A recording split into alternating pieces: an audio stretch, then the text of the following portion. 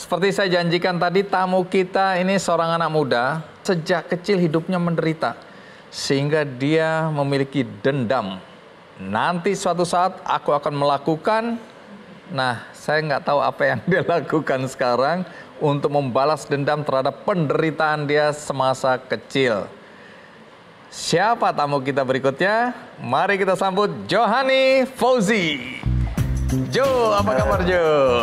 Iya, terima kasih sudah mau hadir di acara Kick Candy. Silakan duduk.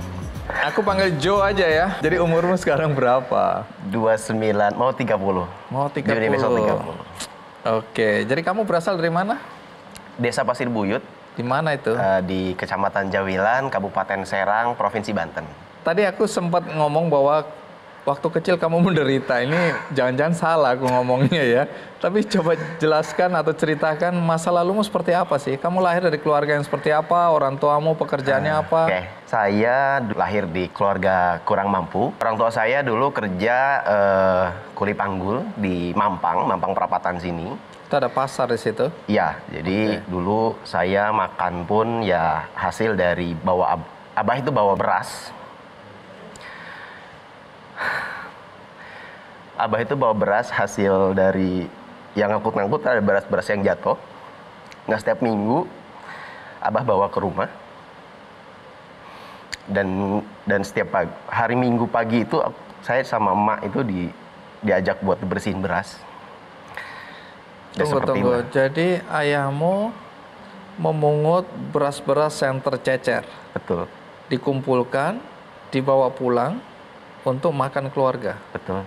Hari Minggu pagi itu ngebersihin beras itu dari batu, kemudian ya diayak, diasah lagi, dibersihin gitu untuk bisa sorenya bisa makan. Seperti itulah kesulitan ekonomi waktu itu. Oke, jadi aku nggak bisa membayangkan karena nggak merasakan apa yang kamu rasakan. Tapi kalau dilihat dari cerita tadi, ini persoalan ekonomi serius sekali waktu kamu kecil dulu ya. Dan PR-nya waktu itu setelah punya beras, ada PR berikutnya, teman untuk makan nasi itu apa? Kita masih baru bicara nasinya ya? Iya, itu tadi baru bicara nasi. Biasanya saya dulu gemal kebo, ngangon kebo bahasa Sunda. Di sawah itu banyak jamur-jamur, jadi saya ke sawah, dia ngambil jamur, itu buat dibakar gitu, jadi nasi bakar sama jamur. Kalau sekarang keren kesannya ya, nasi bakar jamur gitu kan, wow, gitu. Tapi kalau dulu cerita ini penderitaan ya. Betul. Karena kemiskinan ya. Iya. Berapa lama kamu hidup seperti ini?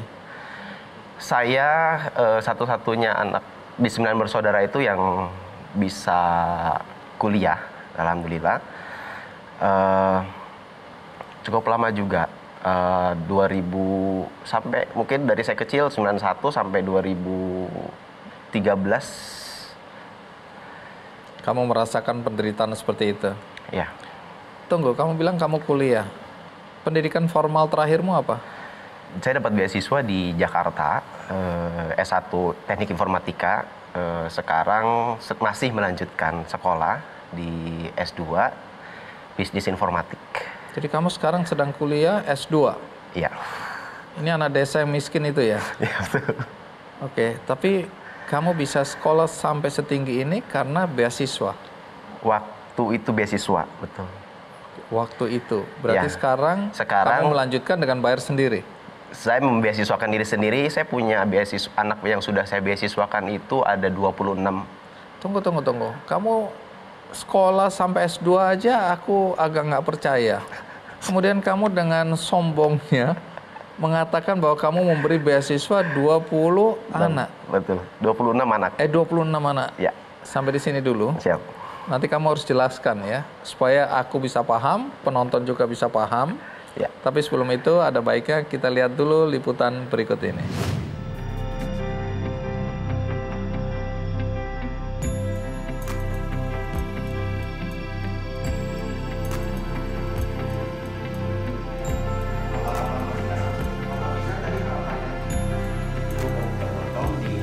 Nama saya Said Agil Albantani, saya belajar di Gra Kreatif, jurusan Web Programming.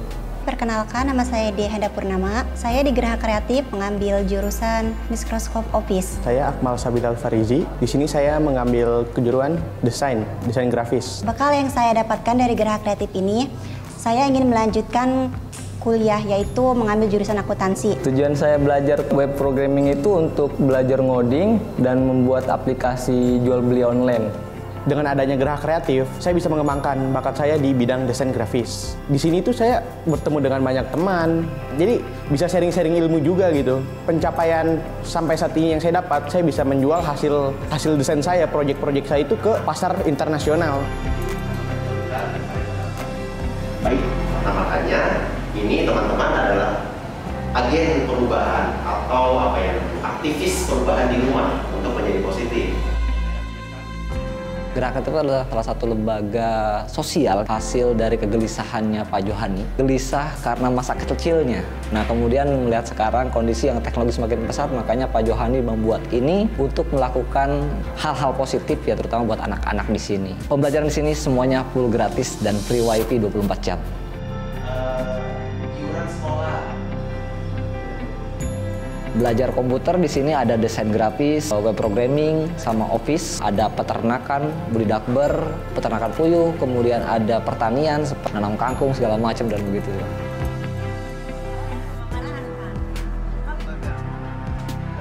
Dia itu masuk SMA itu dia sendiri cari modal sendiri, jual puntung besi, jual solar segala apa, dapat pengasih orang-orang itu supir-supir kenek-kenek itu. Buat sekolah dari pengasih, jualan es, ngumpul-ngumpulin itu dia pengennya itu jadi pengusaha, kepengen dia itu jadi pengusaha. Tapi alhamdulillah sekarang dia udah laksana, udah tercapai dia cita-cita.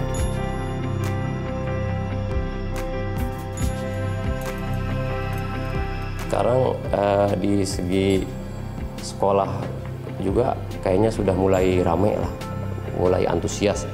Dalam arti tadinya nggak ada kegiatan di Kampung Katilang ini, adanya di Kampung Katilang Geraha Kreatif. Alhamdulillah dari desa-desa tetangga juga pada hadir.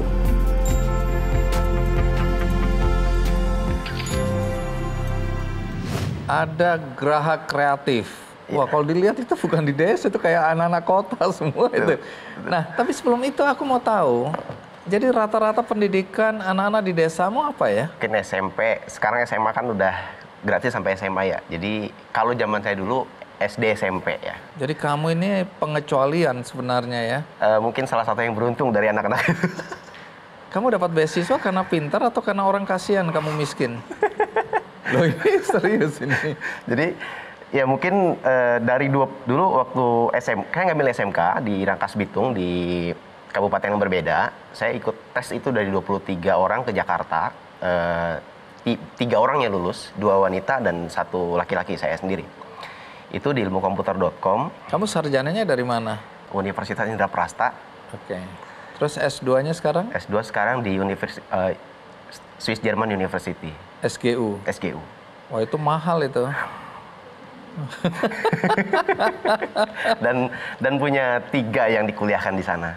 Wow, nanti cerita 3 ya. Ya, siap. Nanti cerita, menarik sekali karena apakah ini ada kaitannya dengan perasaan dendammu waktu itu ya? Betul. Coba cerita soal dendam ini. Apa yang kamu rasakan dan apa yang membuat kamu menjadi dendam seperti itu?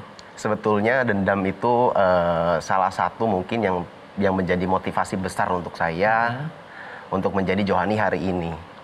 Kalau saya mungkin saya tidak tahu kalau misalkan waktu saya kecil saya tidak sekeras itu didikannya, saya tidak menjadi bisa seperti sekarang. Saya sering banget baca buku, saya senang baca. Apapun saya baca waktu kecil. Sampai saya bilang sama orang tua, sering banget bilang sama orang tua, "Mak, Bah, saya mau jadi pengusaha. Mak, Bah, saya mau jadi pengusaha." Karena yang saya baca itu pengusaha itu banyak uang. Oke, cita-cita yang mulia lah ya. Untuk punya banyak uang. Karena selama ini kamu nggak punya uang.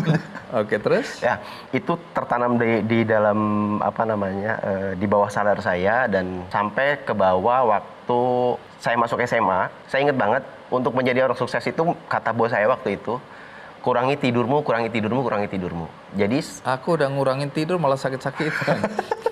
Oke, terus itu kiasan lah ya, artinya Betul. kamu lebih banyak untuk belajar dan bekerja gitu ya. Oke, terus Waktu itu saya juga menangkap begitu, maksudnya ini maksudnya apa? ternyata? Tapi dari referensi yang saya baca, karena kalau udah mulai ke Jakarta di SMA, saya cuma tidur 3 jam sampai 4 jam setiap hari, 24 jam. Selebihnya kamu pakai untuk Saya untuk belajar digital marketing, saya untuk belajar ngoding, saya belajar apapun tentang IT. Karena dulu waktu SMP saya ingat banget, saya paling takut pegang komputer. karena Ada satu guru komputer itu kalau megang komputer itu salah klik itu diomelin habis-habisan. Katanya takut salah. Jadi makanya saya dendam ketika saya mengambil jurusan komputer TKJ waktu itu. Jadi saya mau menerapkan tadi kurangi tidurmu dan untuk belajar sampai saya dikatakan mahir. kapan persisnya kamu mulai berusaha atau jadi pengusaha? Setelah lulus kuliah, Kamu ngapain? saya membuat bisnis namanya penyewaan hosting terus jadi kalau orang mau bikin website Iya. sewanya di tempat saya waktu itu bikin website Iya. kecil-kecilan ya dari 500.000 sampai sekarang sudah alhamdulillah sudah bisa menyekolahkan banyak orang seperti saya. Jadi kamu menyekolahkan dirimu sendiri juga ya? Betul. Di antara 26 itu. Betul, Pak. Oke, jadi ini berkembang ya? Alhamdulillah berkembang. Oke, ini menarik ya. Banyak anak desa yang ketika sukses di kota, nggak kepingin balik ke desa. Ya, satu dia menganggap desa nggak punya potensi, kedua dia sudah senang dengan pekerjaan yang ada dan dia merasa sukses, dan ya seperti aku tadi katakan, banyak juga yang beranggapan bekerja di desa itu kurang keren ya. Tapi kamu akhirnya memilih untuk kembali ke desa, mengajar anak-anak desa agar bisa sukses seperti kamu. Nah, nanti cerita ya, bagaimana awal mula terpikirkan, kemudian apa yang kamu lakukan di desa. Kita rehat sejenak, saya akan segera kembali. Kamu bilang sudah menyekolahkan 26 anak.